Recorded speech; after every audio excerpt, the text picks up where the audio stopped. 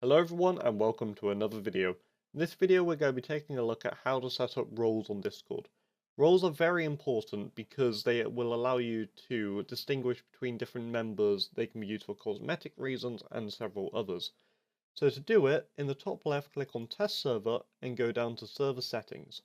Once you're in Server Settings, if we go to Roles, this will give the roles list. So there's currently only one, which is at everyone, which is, as it says in the title, is for everyone.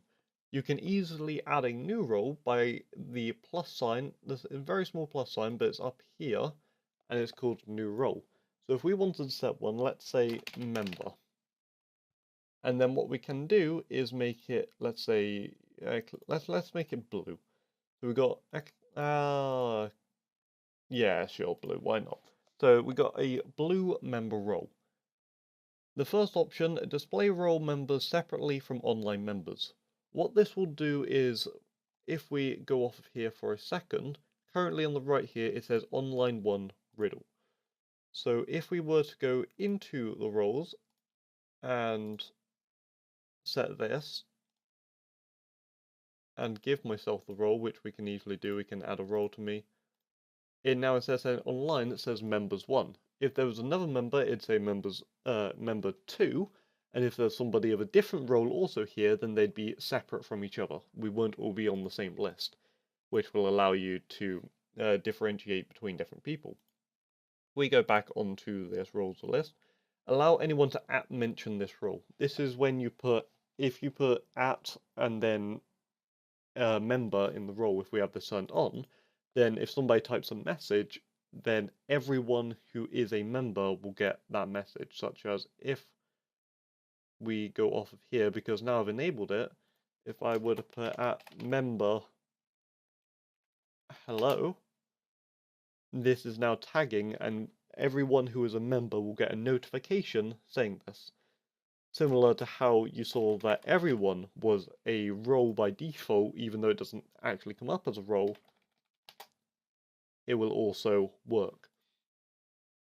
So if we go back to server settings, back to member, so the general permissions, the first is the administrator. Members with this permission will have every permission and also bypass channel specific permissions. This is a dangerous permission to grant. So essentially this is admin. This literally is the admin permission. If you've got some friends that you want to also be admins of the server, you can enable this and they will have as much power as they can physically have on the server. It's also a nice way so you don't need to go through setting up every role for them separately. You can just tick that one and everything's done. But naturally, we don't want to have that for a normal member. The audit log is very important. Essentially, what the audit log will do is it will, which is this option here, essentially the audit log logs everything that happens in the server, whether from a role changing to a color for something changing to a message being edited to a message being deleted. All of that information gets stored on the audit log, and this is basically saying that anyone who is a member can have access to the audit log. We don't want them to have that, but you could easily set that to be on. Manage server. Members with this permission can change the server name or move regions. So this is a one where, as you saw in the last video, when we set the server up, it was for an EU server. You can easily change that, and with this permission, anyone with this role can. Sorry about that. Anyone with this role can change that, but it's one of those smaller things that's not really needed. Manage roles, similar to how we've created this role. If they've got this on, then they can edit roles themselves. They can create new roles. They can do anything they want with roles. We don't really want a member to be able to do that. Manage channels, similar to in the last video where creating a new text channel or voice channel, they're able to do that, but naturally we don't want them to be able to do that. Kick members, very self-explanatory, they can kick members out the server. The difference between a kick and a ban is someone that was kicked can just straight away rejoin on another link. Somebody that is banned cannot rejoin until they are unbanned. Create an instant invite. This is as we saw at the very start in the last video when it came to creating a new link to the server. This will basically stop them from being able to create their own links for it, which can be good if you don't want people to just constantly invite lots of new people. You can completely close it off so only you can invite people. Changing nickname, very simply, you can change what your nickname is on the server. Manage nicknames will allow you to change what other people's nicknames are. And manage emojis would be to add or delete custom emojis that you've got. I will go more in detail on emojis in another video. Same with webhooks, I'll go on to that. Sorry this is a longer video, I just wanted to go more in depth on what the different roles are. So next we've got the text permissions. So this is read messages. Can the member role read messages? Yes, they can. Can they send messages? Yes, they can. Send TTS messages. Personally, I normally have this disabled because I find it annoying. But this is the text to speech. So essentially, when if someone puts /TTS and then a message, it will then play that message through it'll literally play it through audio. It'll read out that message, which can be fun for a little bit, but then can get quite annoying after a while. Manage messages will allow people to delete messages or pin any message.